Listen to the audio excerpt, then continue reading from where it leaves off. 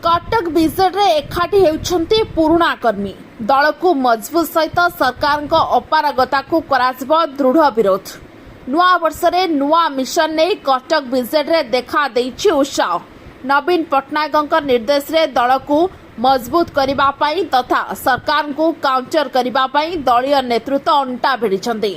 गत वर्ष डिसेम्बर 26 तारिख रे बीजेडी प्रतिष्ठा दिवस रे दल को मजबूत करिबा पई शपथ निया जाइतिबा बेले कटक रे थिबा बीजेडी रो जिला कार्यालय रे जिला सभापति नेतृत्व रे अनेक आग धाड़ीर बीजेडी नेतृमंडली एकाठी होतिले। बहु दिन धरी पड़ी रहिथिबा जिला कार्यालय को नवीकरण करासिबा परे बीजेडी रो बहु पुरुखा नेता को जिला कार्यालय रे एकजुट करिबार प्रयास जारी रहिछि। कर्मी मन में एक सांगठनिक उत्साह बेस बारी हो पड़ुवा देखा मिली। कटक जिला ओडिशा राजनीति में एक दिग्बलय सृष्टि करिबो कर्मी भितर एक आलोच्य विषय पलटि। खूब शीघ्र जिला कमिटीर पुनर्गठन करने सभापति निजर प्रतिक्रिया कहते। तेबे कार्यालय नवीकरण हेबा परे सीधा सड़क जिला सभापति और कार्यकर्ता मध्य संपर्क स्थापन हो पारुछि, जहाँ तृणमूल स्तर में बीजेडी को आहरी मजबूत करिबो बोली कहछन्ती कटक महानगर बीजेडी वरिष्ठ नेता तापस महांती। किछि दिनर सरकार रे सारा ओडिशा रे अराजकता देखा देछि। स्मार्ट मीटर कथा हेउ अबा गाड़ी फाइन नेबा हेउ नारी निर्यातना हेउ बा आईन श्रृंखला परिस्थिति को विरोध करी आगामी दिन में राजरास्ता को आमे ओह्लाइबु बोली कहछन्ती प्रकाश सिंह। प्रथमे आपनको इंग्राजी नववर्षर शुभेच्छा जनाऊँगी, अभिनंदन जनाऊँगी। आपण जानते विजु जनता दलर प्रतिष्ठा दिवस डिसेम्बर 26 तारिख दिन आमे कटक जिला विजु जनता दल पक्षर जिला कार्यालय रे पालन करिथिलु। सबो जतक पुराणा नेतृमंडली जो माने हमर दिवंगत नेता विजु बाबू सहित काम करथिले सेमानक भितरु बहु नेतृवृंद सेदिन जोग देइथिले। आमर जो नेतृमंडली तांको संबर्धित करथिले। तेणु आमे से दिन महानगर मेयर कॉर्पोरेटर विजु जनता दलर जिलार आगधाड़ीर नेतृमंडली एठारे थिले। जिलार विधायक माने समस्त नेतृमंडली मध्य एठारे उपस्थित थिले। नवीन बाबू नेतृत्व रे आमे कटक जिला विजु जनता दल को सुसंगठित करी विजु जनता दल संगठन को आगो को नबु। कटक जिले रे विजु जनता दल संगठन बहु मजबूत स्थिति अच्छी। एथि बहु वरिष्ठ नेतृमंडली कटक जिले रे अछंती। कटक जिलार समस्त नेतृमंडली नवीन बाबू को नेतृत्व रे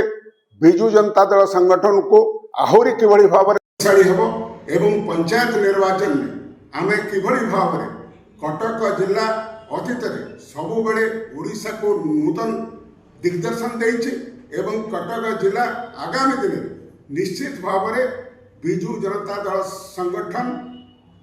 पुणी देखाई देव ओडिशा रे जे आमे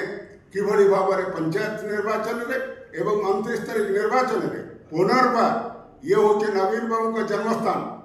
पुनर्बार विजु जनता दल ओडिशावासी जो अपेक्षा करछन्ति जो स्वप्न देखुछन्ति नवीन प्रिय नेता नवीन बाबू को पुनर्बार मुख्यमंत्री करने पाई कटक जिला सबुठारु आगे रहिबो। एतिकी आमे नववर्ष रे समस्त विजु जनता दलर कर्मी आज शपथ नहीं समस्ते आज आगुआ पड़ी कहते जे आमे आगु को जीवु। आम दल आम राज्य नेतृवृंद सबु बेले से सचेतन अच्छी। आपन देखुंत आमर प्रिय नेता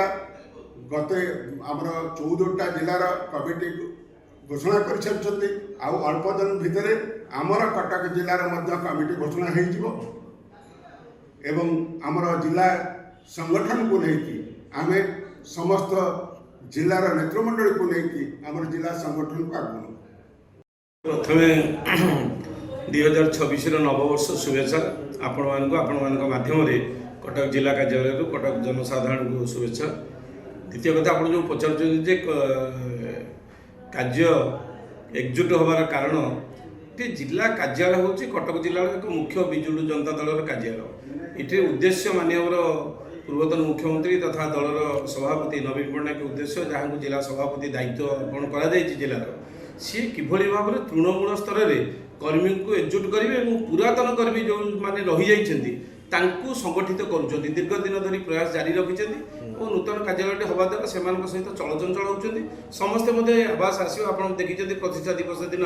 बहु नेतृमंडली राज्य नेतृमंडली जो मैंने आसीथिले सेमाने मते कहिले जे ऑफिस आगामी दिन में किभली चलचंचल हम सभापति के दायित्व दिया जो मैंने भी वरिष्ठ ये दायित्व नहीं तेणु से आधार बर्तमान विजु जनता दल जिला कार्यालय परिसर बर्तमान चलचंचल हो उठुची बहु पुरातन कर्मी नूतन कर्मी एवं जो मैंने रही जाइए तांकु किभली संगठित करा जिवो जिला कार्यालय सहित जिला सभापति प्रयास जारी रखिछन्ति आम दलर साधारण कर्मी भाव में साधुवाद जनाऊँ से सबु स्तर को जापर समस्त संगठित करी दल पुणी पुनर्गठित होगी आगामी दिन में 2027 निर्वाचन आपणकर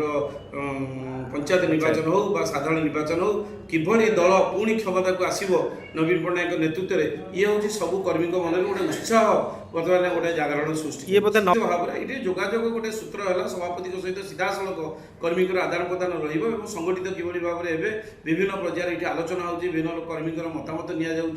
तेणु कर्मी मन में गोटे उत्साह सृष्टि मु प्रकाश सिंह विजु जनता दल राज्य कार्यकारिणी सदस्य माने धन्यवाद और प्रणाम जनाऊँ नवीन पट्टनायक को जी कि गोटे निर्वावादी लोक को बाछिले कटक जिले में जिला सभापति